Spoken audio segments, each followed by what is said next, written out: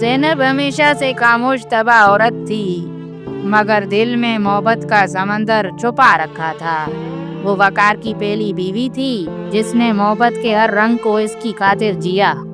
3 बच्चों की मां बनने के बाद भी इसकी आंखों में वफा की चमक बाकी थी।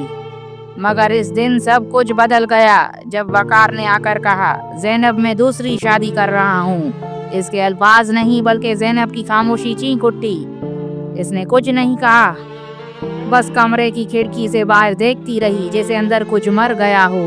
वकार की दूसरी बीवी निदा थी, कम उम्र, हसीन और हंसती मुस्कुराती लड़की। घर में खुशबू कहके और रंग लौट आए थे, मगर ज़ैनब के अंदर सब कुछ साख्त हो चुका था। निदा हर बात पर वकार से लाड करती और वकार जैसे पुरानी बीवी का वजूद भूल चुका था। ज़ैनब अब सिर्फ साया थी, घर की एक कोने में बैठी रहती, खामोशी मगर हर बात सुनने वाली। वो बच्चों के लिए जीती रही मगर खुद के लिए सब छोड़ दिया। ना शिकायत की, ना सवाल पूछा। ज़ैनब ने अपने दर्द को लबों से नहीं आंखों से बयान करना सीख लिया था। वो जानती थी कि वकार अब इसका नहीं रहा, मगर वो फिर भी हर रोज इसके लिए खाना बनाती, इसके कपड़े समेटती और निदा के लिए भी नरम लहजा रखती। वकार अब ज़ैनब से नजरें नहीं मिलाता था। शायद इसे ज़ैनब की खामोशी से शर्मिंदगी महसूस होती, या शायद वो निदा की हंसी में सब कुछ भूल चुका था। ज़ैनब का सब्र अब जहर बन चुका था। वो अंदर ही अंदर घुलने लगी थी। बच्चों के सामने हंसती मगर रात को तन्हाई में तकिया भिगो देती। ज़ैनब अब सिर्फ एक आदत बन चुकी थी, जैसे पुराना फर्नीचर जो घर में होता है मगर किसी को इसकी मौजूदगी का एहसास नहीं होता। निदा की चूड़ियों की चनक, इसके केके और वकार की खुशबू अब इस कमरे में बसी रहती जहाँ कभी ज़ैनब का राज था। वकार की मोहब्बत अब मुकम्मल तौर पर बदल चुकी थी। वो निदा के साथ खाता, सोता और हंसता, और ज़ैनब वो सिर्फ चुप कर देखती रहती, ना नजरें मिलाती, ना गिला करती। एक दिन बच्चों ने कहा, अम्मी अबू हमें निदा के साथ ज्यादा वक्त देते हैं। ज़ैनब हंस रही थी, वो झूठी हंसी जो आंखों के पानी में डूबी हुई थी। ज़ैनब की जिंदगी अब सिर्फ सांस लेने का अमल रह गई थी। दिल धड़कता था मगर जीने की ख्वाहिश मर चुकी थी।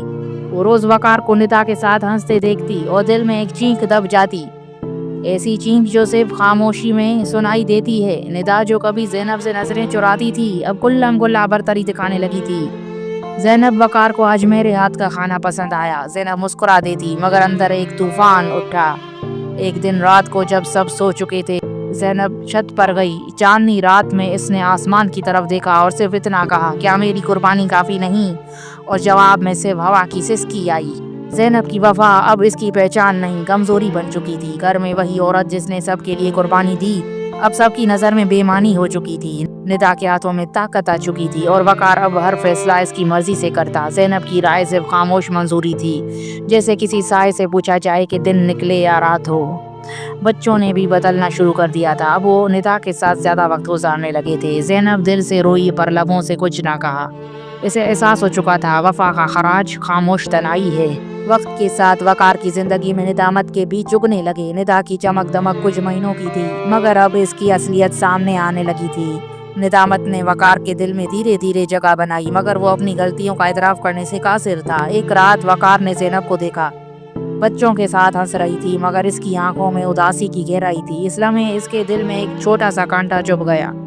मैंने क्या खो दिया है, वो सोचने लगा। ज़ैनब ने खामोशी से अपने दर्द को छुपाया, मगर इसकी आंखों ने वकार को एक बात कह दी, अब बहुत देर हो चुकी है। वकार की निदामत ने इसे बदलना शुरू कर दिया था, मगर वो अपनी गलतियों की सजा ज़ैनब को देता रहा। निदा की हकीकत सामने आते ही इसका रवैया बदल गया, लेकिन ज़ैनब की खामोशी ने इसे सबसे ज्यादा खौफजदा कर दिया था। ज़ैनब ने एक दिन वकार से कहा, तुमने दूसरी शादी की मगर मुझे कभी पूछा नहीं मैं क्या चाहती हूँ। इसकी आवाज़ में दर्द था मगर आंखों में ताकत भी। वकार खामोश रहा क्योंकि वो जानता था कि अब ज़ैनब की खामोशी इसके अंदर की सबसे बड़ी चीख है।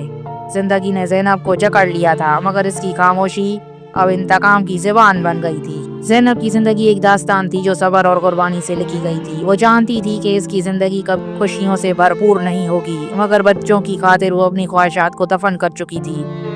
इसने खुद को ख़त्म किया, अपने दुखों को छुपाया और हर दिन एक नया निकाब पहना। हर सुबह उठकर बच्चों की मुस्कुराहट के लिए जी उठती और रात को सन्नाटे में अपनी तन्हाई में बह जाती। वकार ने अपनी गलतियों को तस्लीम किया, मगर ज़ैनब की कुर्बानी का बदला अदा करना इसके बस की बात ना थी। ज़ैनब की ज़िंदगी का हर लम्हा एक खामोश कुर्बानी थी جو شاید دنیا کبھی نہیں سمجھ پائی۔ وقت نے زینب کو توڑا مگر اس کا حوصلہ کم نہ ہوا۔ ایک دن اس نے اپنی تقدیر کا فیصلہ خود کرنے کا عزم کیا۔ وقار کی بے وفائی کے باوجود وہ بچوں کے لیے زندہ رہی اور اب اپنے لیے بھی جینا چاہتی تھی۔ زینب نے چھوٹے قدم اٹھائے، ایک نیا راستہ چنا، اپنے خوابوں کو جگایا اور خاموشی سے اپنی زندگی کی نئی شروعات کی۔ وہ اب صرف زندہ لاش نہیں تھی بلکہ ایک مضبوط عورت تھی جو دوبارہ جینے کی راہ پر گامزن تھی۔ زندگی نے اسے کئی بار توڑا مگر اس نے ہمیشہ اپنے اندر کی روشنی کو زندہ رکھا۔ ندا وہ عورت نکلی جو محبت کی نہیں مفاد کی پجاری تھی۔ وقار کو اپنی غلطیوں کا احساس ہوا تو بہت دیر ہو چکی تھی۔ ندا نے رفتہ رفتہ وقار کو اس کی یہی کمزوریوں کے جال میں جکڑ لیا۔